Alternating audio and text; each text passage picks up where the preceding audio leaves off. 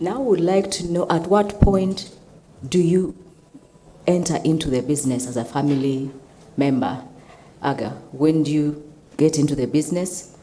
How and what were the factors that led to, let's say, your father saying, come and join me? Or what is that journey? How do you as an individual get in? And then after you went in, what lesson have you picked? The one thing that you can quickly tell us that on this journey so far, because I went in, this is the number one lesson I can share. Thank you, Ruth. I think mine is a mixed bag. I have several entry points and I have a few exit points. I think I never worked a day for somebody else. When I finished my undergraduate studies, I came back home, largely because I felt at the time that there was lots of opportunity. That was at the time, at the time it was 1989, 1990, which is, it was a time when Uganda was changing. There was a big change. The times were ripe for changes, and there seemed to be very many opportunities. So after college, I came back to join the family business. I spent a bit of time working with different entities and learning how they work, but with some of the older businesses were already working at that time, which included the trading business and at the time a hotel business and the property business.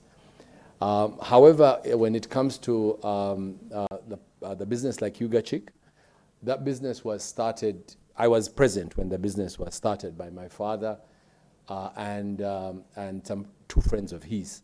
So as the investors sat to talk, and I was there from the day one, from the very beginning. I was present, and I was the secretary, always writing down the notes, and the one who had to remember the dates and the commitments made.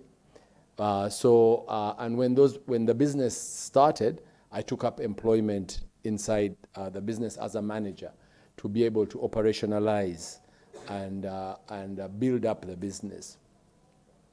At some point in time, I did leave the family business to go off and do some of my own interests, to do some of the investments and some of the businesses that I had interests in. I would say I took a sabbatical, and my sabbatical must have lasted about 13 or 14 years.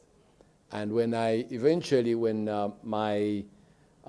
my father decided that he wanted to start this journey of a transition, we had a long conversation. A conversation must have lasted about 4 years, from 2006 to 2010. And the conversation typically often happened on aeroplanes, happened while I was taking him to the hospital, happened while, in very awkward places. But we had lots of discussions about the transition and how it would work and what it would look like. And in 2010, I came back to become the Chief Executive Officer. But my role is as an Executive Director of Ugachick Poultry Breeders. And at that point in time, I became the Executive Director of the whole group. And I was given the mandate to propel the group into the next into the 2020s. So basically, that was in 2010. So that's been a bit of a mixed journey on how you go back in and out. But in some of the cases, the businesses were started in my presence or with my presence, but perhaps I was not the contributor of capital, but I was quite present and I was there to start these businesses.